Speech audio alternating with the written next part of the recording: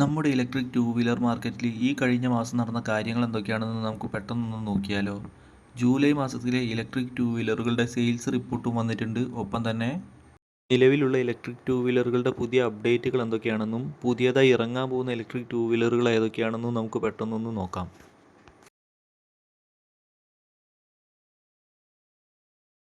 July മാസത്തിലെ electric two വീലറുകളുടെ sales report നോക്കുമ്പോൾ കഴിഞ്ഞ കുറച്ച് മാസങ്ങളെ പോലെ തന്നെ ടി വി എസിൻ്റെ iQube ആണ് വിൽപ്പനയിൽ ഒന്നാം സ്ഥാനത്ത് തന്നെ തുടരുന്നത്. 22,230 ഇലക്ട്രിക് ടൂ വീലറുകളാണ് ടി വി എസ് കഴിഞ്ഞ മാസത്തിൽ വിൽപ്പന നടത്തിയത്. കഴിഞ്ഞ കുറച്ച് മാസങ്ങളെ പോലെ തന്നെ ഇന്ത്യയിൽ ഏറ്റവും അധികം വിൽക്കപ്പെടുന്ന ഇലക്ട്രിക് ടൂ വീലറുകളായി ടി വി എസ് iQube ജൈത്രയാത്ര തുടരുകയാണ്. എന്നാൽ പുറകിലായി രണ്ടാം സ്ഥാനത്തുള്ള ബജാജ് ചേതക് 19,650 ഇലക്ട്രിക് ടൂ വീലറുകളാണ് കഴിഞ്ഞ മാസം വിൽപ്പന നടത്തിയത്. 17,850 ഇലക്ട്രിക് ടൂ വീലറുകൾ വിൽപ്പന നടത്തിയ ഓല മൂന്നാം സ്ഥാനത്താണ്. തൊട്ടുപുറകിലായി 16,300 ഇലക്ട്രിക് ടൂ വീലറുകൾ വിൽപ്പന നടത്തിയ ഏതർ എനർജീസ് നാലാം സ്ഥാനത്ത് തന്നെ തുടരുന്നുണ്ട്. 10,500 ഇലക്ട്രിക് ടൂ വീലറുകൾ വിൽപ്പന നടത്തിയ ഹീറോ മോട്ടോകോർപ്പിൻ്റെ ഹീറോ വിഡയാണ് അഞ്ചാം സ്ഥാനത്തായി നിൽക്കുന്നത്. കഴിഞ്ഞ മാസത്തിൽ വിഡയുടെ പുതിയ മോഡലായ VX2 കൂടി അവതരിപ്പിച്ചതോടെ വിൽപ്പനയിൽ പുരോഗതി ഉണ്ടാക്കാൻ ഹീറോ വിഡയ്ക്കായിട്ടുണ്ട്. ഏതർ എനർജീസും കഴിഞ്ഞ മാസത്തിൽ അവരുടെ പുതിയൊരു വേരിയൻ്റ് അവതരിപ്പിച്ചിരുന്നു. ഇതോടെ അവരുടെ മൊത്ത വിൽപ്പന 4 ലക്ഷം യൂണിറ്റിലേക്ക് ഉയർത്താൻ ഏതറിനായി.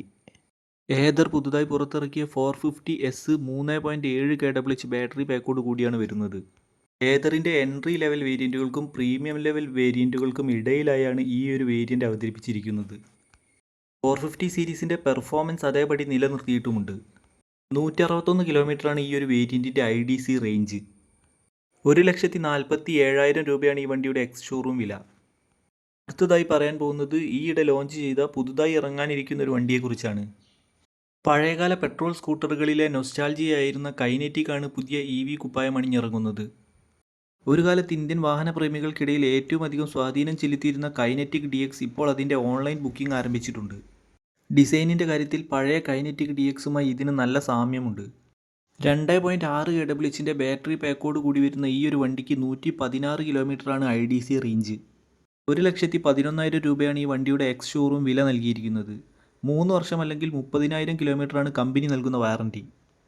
ഇത് 9 വർഷം അല്ലെങ്കിൽ 1,00,000 കിലോമീറ്റർ വരെയും വാറണ്ടി എക്സ്റ്റെൻഡ് ചെയ്യാനുള്ള ഓപ്ഷനുമുണ്ട്.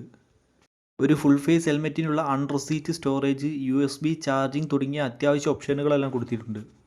8.8 inch colour LCD display, bluetooth connectivity തുടങ്ങിയ അത്യാവശ്യ ഫീച്ചറുകളുമുണ്ട്.